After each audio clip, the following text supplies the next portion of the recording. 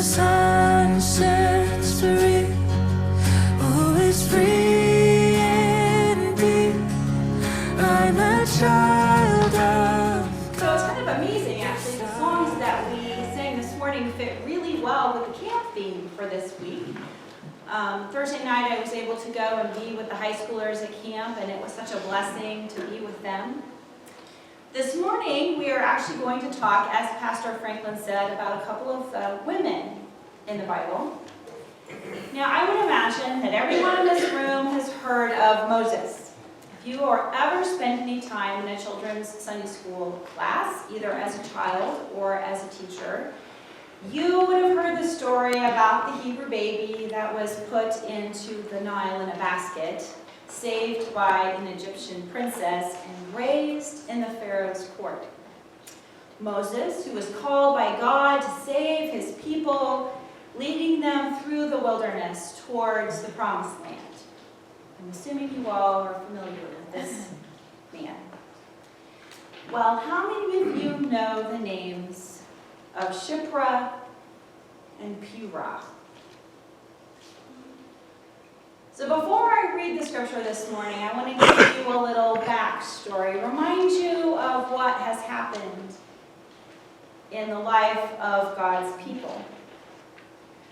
So the Israelites are in Egypt because of famine and starvation. If you remember, Joseph, the favorite son of Jacob, was sold into slavery by his jealous older brothers. And while in Egypt, Joseph became an important man in the king's government. And God worked through Joseph to bring blessing to God's people, because Joseph knew that there was going to be a famine, and he prepared for it. And the Israelites were welcomed into Egypt because of the need for food. So for many years, the Israelites and the Egyptians lived together in harmony. But a new king came into power, and he didn't know about Joseph. He didn't know about Joseph's people or about Joseph's God. To him, the Israelites were different. And of course, different is to be feared. They were a threat. And you know what? Threats need to be dealt with. So Pharaoh was afraid that these Egyptians would decide to take over. There were so many of them, or even worse, make alliances with the enemies that surrounded Pharaoh. So Pharaoh decided that he needed to keep these Israelites under his thumb. So those Hebrews were forced into labor as slaves, and they were pushed beyond what was reasonable. They worked long, hard hours. Yet, the Pharaoh's plan to limit the growth of the Hebrew population by dehumanizing them through slavery, forced labor, and oppression didn't work. So he came up with a new plan. And that is where our text begins this morning. It starts where we hear about Shiphrah and Puah. So I'll be reading Exodus 1:15 through 21. The king of Egypt said to the Hebrew midwives, whose names were Shiphrah and Puah, "When you are helping the Hebrew women during childbirth on the delivery stool, if you see that the baby is a boy, kill him. But if he is a girl, let her live." The midwives, however, feared God and did not do what the king of Egypt had told them to do. They let the boys live. Then the king of Egypt summoned the midwives and asked them, "Why have you done this? Why have you let the boys live?" And the midwives answered Pharaoh, "Hebrew women are not like Egyptian women. They are vigorous and give birth before the midwives arrive." So God was kind to the midwives, and the people increased and became even more numerous. And because the midwives feared God, he gave them families of their own. May God bless us in the hearing of his word. So, the most powerful man in Egypt decides that the best way to solve his problem is to call two women and order them to make sure that all the baby boys that the Hebrew women gave birth to died. Since enslaving all of the Hebrew men didn't work, he decides to kill off his future slave force by killing their male offspring. I suppose that he figured that once all these men were gone, the Hebrew women would marry Egyptian men, and slowly over time, the Israelite people would cease to exist. So these two women, who scholars believe were Egyptian based upon their names, you notice that both of their names end in Ra. Well, these women probably served the Pharaoh and were not only midwives, but also were in charge of other midwives in Egypt. And as our text told us, in Egypt, women sat on a birthing stool. And Ezekiel describes what the role of a midwife was, what her duties were. They were to cut the cord, to wash the infant, rubbing the baby with salt and wrapping him or her in swaddling clothes. A midwife would be the very first person to touch a newborn baby. Ironic, isn't it? Pharaoh, due to his fear of what a bunch of little boys would do in the future, trusted women to fix his problem. Now, I can only imagine how frightened these two women must have been when Pharaoh called them and said to them, "You need to do what I want you to do, because if you don't, I can punish you." He had the power to reward them and to punish them. They served at the pleasure of the Pharaoh. These unmarried women faced death if they didn't do what Pharaoh commanded them to do. Yet, they decided that they would disobey the Pharaoh. Midwives are the bringers of life. They're there to assist women in the next generation to bring babies into the world.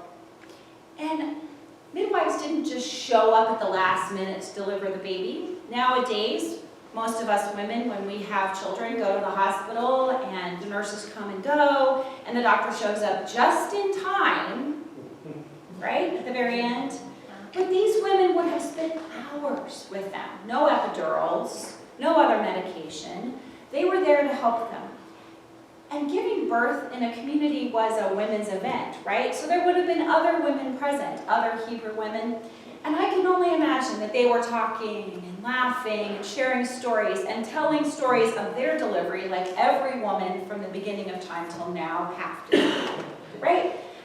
And during that time, these Egyptian midwives would have heard stories about these women's faith. They would have prayed to God during this time and asked God for safe deliveries.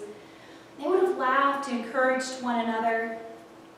And Pharaoh was asking these women to do something that was not only wrong, but totally against who they were as people. It was against their nature.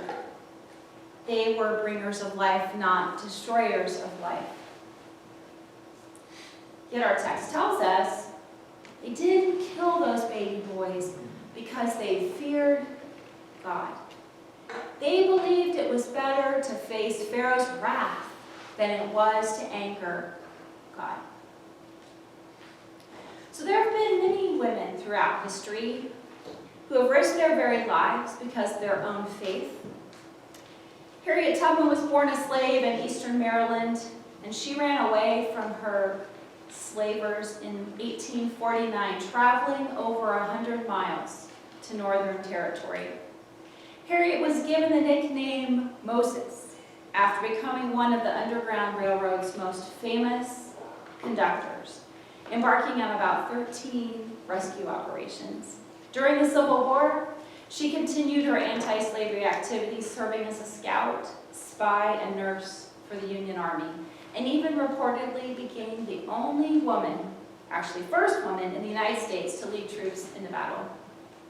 But I'm not sure you know about Kofia Kosak and Wanda Flipowitz. November 16, 1942 in Warsaw, a group of Polish Christians led by these two women risked their lives when they set up the Council for Assistance of the Jews. These Christians were trying to protect their Jewish neighbors from Hitler's reign of terror. Despite the bravery of Christians in Poland and Jewish resistance fighters within the Warsaw Ghetto, the Nazi death machine proved overpowering, and Poland became the killing ground for most of Europe's Jewish citizens. Approximately 4.5 million Jews were killed in Poland's death and labor camps.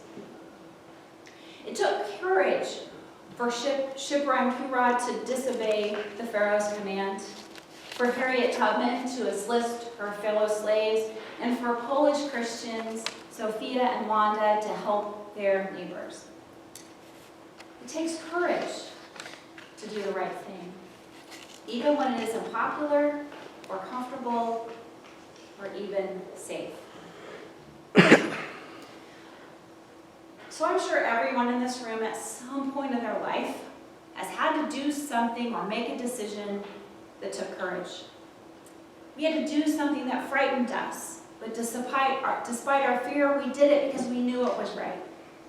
Or maybe we had to make a decision that we knew would bring grief and pain, but we had to take the courage to do the right thing. Some of us have been ridiculed or bullied because of our faith. When we accepted Jesus into our hearts and chose to be his disciples, it didn't mean that going was going to be easy. Yet, if we were honest, Christians here in the United States don't face the same kind of danger other Christians face in other countries.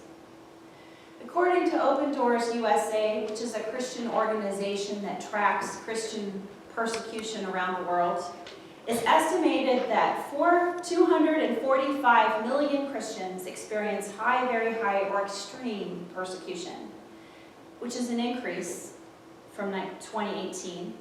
Plus, the data proves that Christian women are the most exploited groups on the earth. In many places, women experience double persecution for being a woman and for being a Christian.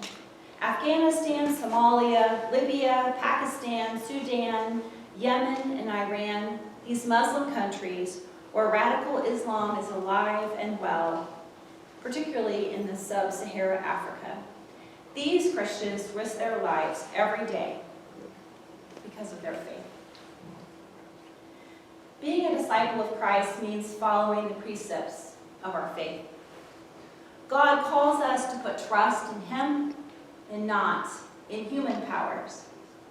We talk in youth group about how we shouldn't follow the crowd, but to think about, as the bracelets of the 1990s said, what would Jesus do? In the face of hate, we're called to love. When tempted by power and money and fame, God calls us to follow Christ.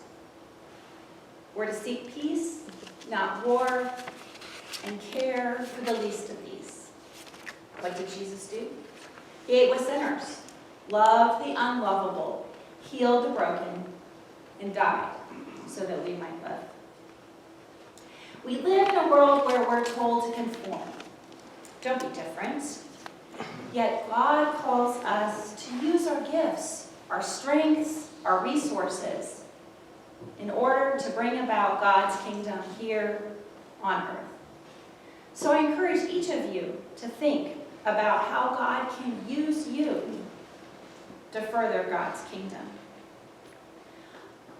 I'm not really sure where these midwives got the courage to stand up to Pharaoh. They weren't even Israelites. They learned about God through these women that they served. But they did. And they were pretty smart about it too. They didn't lie to the Pharaoh exactly. What they said was true in many ways. The Hebrew women lived a completely different life than these pampered Egyptian women did. God used smart, caring, and faithful women to serve God's people. And in turn, God blessed these women, these single women, with families and homes of their own. It's easy for me to say that I would be as faithful and trust God faced in a similar circumstance. But if I were honest, I might be more like Peter, afraid to stand up if faced with persecution or death. know what's interesting? In the entire book of Exodus, no reigning monarch of Egypt is even named. The great and powerful have been forgotten, but these two women, who are referenced only in 7 verses, their names haven't been forgotten. Shiphrah and Puah's refusal to bow to the genocidal plans of a despot was essential in fulfilling God's promise for God's people. They were faithful women who had the courage to follow God's will. I think that we should tell our sons and our daughters, our granddaughters and our grandsons, when we tell them Moses' story, we should make sure to tell them about these two women, the women who came before him, Shiphrah and Puah. I've been reading a book by David Fitch, who is a professor at Northern Seminary. And the book is called Us Versus Them: Freedom from a Faith That Feeds on Making Enemies. I've been thinking a lot about what David Fitch says in his book about how we have to tell the story. That's what God calls us to do, to tell the story. And we are a part of this story of Shiphrah and Puah. And over the next 3 weeks, I'm going to tell you some other stories of some women that you may or may not know in the Bible. Not ones that Pastor Franklin spoke about this morning, but each of these women are important to our faith story. And their lives remind us that God can and will do amazing things through those who choose to follow him. I was lost, but he brought me in. Oh, his love for me. Oh, his love for me.